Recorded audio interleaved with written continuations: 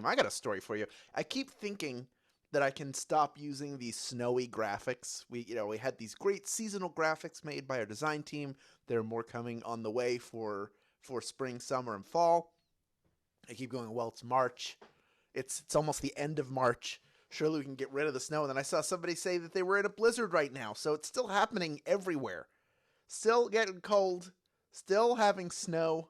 It's cold here for Southern California, which I don't even want to say the temperature because it's not really cold anywhere else.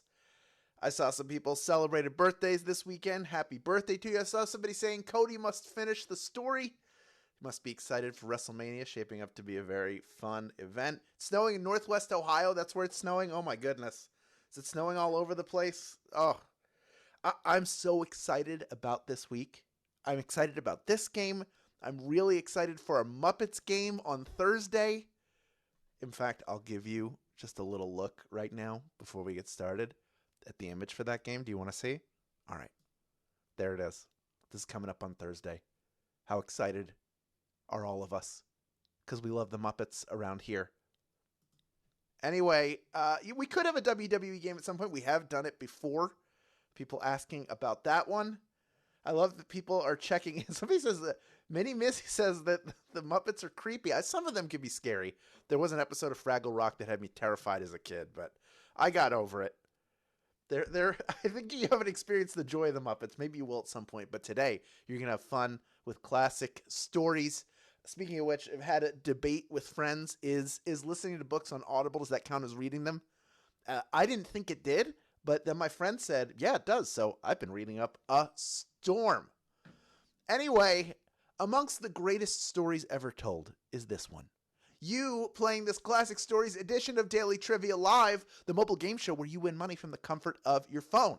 Scan the table of contents in your brain as you play for today's grand prize. Take a look. That is $1,000. And when you correctly answer 10 multiple choice trivia questions about classic stories, you'll win your share of it. In this game, you'll earn 1 bonus SB for every question you get right after question number 1, even if you've already been eliminated. Here's the deal. If you win the game today, you win a piece of that grand prize, that bonus SB that you're earning throughout will be added on top of that automatically. If you don't win the grand prize, you'll still get all those bonus SB, but in order to keep them, you have to claim them at the end of the game. It is as simple. It's so simple. It is as simple as clicking a button that appears on the screen at the end of the game. All right, the first time you get a question wrong, as long as it's before question number 10, you can rejoin to give yourself another chance at the grand prize. There are 2 ways to do that. One is using SB. The other is with a free rejoin. If you don't have free rejoins and you'd like some, and believe me, you do if you don't have any, click the plus sign at the top left corner of the main menu anytime a game's not happening and get free rejoins by watching videos. Finally, each game we give away 5 100 SB prizes to 5 players who win and claim at least 1 SB in the game. Here are Thursday's winners. Congratulations to each and every one of you. You have already been credited. And to everyone else going, it could have been me. It could be. Keep playing and claiming, because next time you could be the winner. It could be you. I believe in you.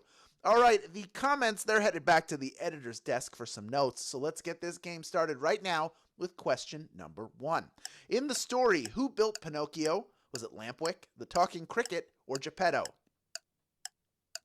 Who made Pinocchio, as they call him in the biz? He was lonely enough to build himself a wooden child, and his wish became a reality when Pinocchio became a real boy who could then be raised by his creator, Geppetto. Geppetto, of course, is the answer.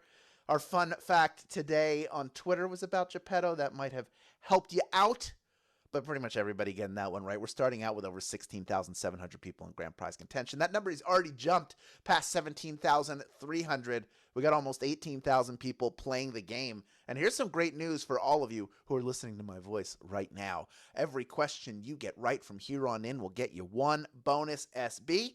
So let's jump right into question number 2. What is the name of one of the main characters in Little Women? Is it Joe, Symphony, or Lisa? Some would argue the main character, but there are plenty of characters of note in this book. Who are we talking about? She serves as an avatar for the author and a striking look at early feminism. Most recently, she was played by Saoirse Ronan in Greta Gerwig's adaptation of Little Women. Joe is the answer. Joe, of course. 88% of you getting that one right. Well done. There are a lot of great film adaptations of that book. My favorite is the Greta Gerwig one. She did a great job with Barbie, but her Little Women is fantastic. It's so good, and the cast is all incredible. You should check it out if you have the chance. Of the 12% of you that got eliminated, you had the chance to rejoin, and most of you did just that. We are on now to question number 3, worth 1 bonus SB if you get it right. In a classic 1726 story by Jonathan Swift, who do the Lilliputians briefly take as their prisoner? Is it Gulliver, Robinson Crusoe, or Captain Ahab? Who do the Lilliputians capture? Of course, they're threatened by him at first, but they soften their stance, and eventually, Lemuel Gulliver becomes a favorite of their royal court. He becomes a friend to the Lilliputians, but he has got to be careful when he's walking around. 84% of you getting that one right. Well done. 12% go with Robinson Crusoe, who's another person who gets sort of stranded and lost, but not with Lilliputians. And Captain Ahab, well, he's just looking for that whale all over the place. Of the 16% of you that got eliminated, we got, again, about 2/3 of you back in. We are on to question number 4 now, worth 1 bonus SB if you get it right. Beatrix Potter wrote a classic children's book about what character? Is it the Velveteen Rabbit, Peter Rabbit, or the Little Prince? Beatrix Potter. Which of those is a Beatrix Potter joint? He appeared in several of Potter's stories, living his anthropomorphic animal life with his friends, collecting vegetables, dodging cats, and making kids everywhere fall in love with Peter Rabbit, of course. Peter Rabbit is the answer. 77% of you getting that one right. Well done. The Velveteen Rabbit, another famous rabbit story from the 19th century, is a little bit sadder. That's a sad, tough story from almost any angle. But unfortunately incorrect in this one, which is also a sad story. But over 2/3 of the people eliminated coming right back in. Still over 14,500 people in grand prize contention. And we are moving on to question number 5, worth 1 bonus SB if you get it right. In Alice's Adventures in Wonderland, what does Alice consume to shrink? Is it a potion, a cake, or celery? What does she consume to shrink? Remember the story.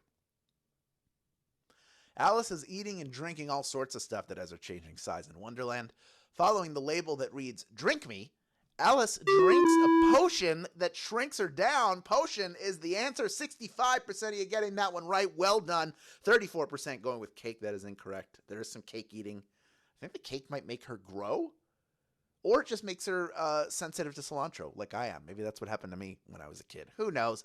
The answer is, of the 35% of you who did not get that one right, unfortunately, over 60% of you back in the game. We're already halfway done with this one. We still have around 13,000 people in grand prize contention. You know your stories. Let's see the story of question 6 right now, worth 1 bonus SB if you get it right. Madame Bovary was originally published in which language? Is it Mandarin, French, or Spanish? Madame Bovary, originally published in which language? A little hint for you if you hadn't already picked. This steamy novel about a doctor's wife entangled in a steamy affair was scandalous when it was originally published in one of the languages of love, of course. French! French is the answer. Oh, 92% of you getting that one right. Well done. That is what we like to see. And Madame Bovary. That's right. Gustave Flaubert wrote that one, if I'm not mistaken. And he was a Frenchman. A French story. Feels French, doesn't it? Just when I give you the plot. Anyway, let's move on to question number 7, worth 1 bonus SB if you get it right. What William Makepeace Thackeray novel shares its name with a magazine? Is it Vogue, Life, or Vanity Fair? These are all magazines, but one of them is also the name of a William Makepeace Thackeray novel. Do you know which one? During the Napoleonic Wars, England was rife with greed-driven corruption, and Thackeray's satirical look at it through the stories of Becky Sharp and Amelia Sedley was titled Vanity Fair. Vanity Fair is the answer. 79% of you getting that one right. Well done. Not an easy question, but you got it. And of the 21% of you that didn't get that one, we're getting about a 30 back in, which is not bad at all. Still over 10,000 people in grand prize contention. We are on to question number 8 now, worth 1 bonus SB if you get it right.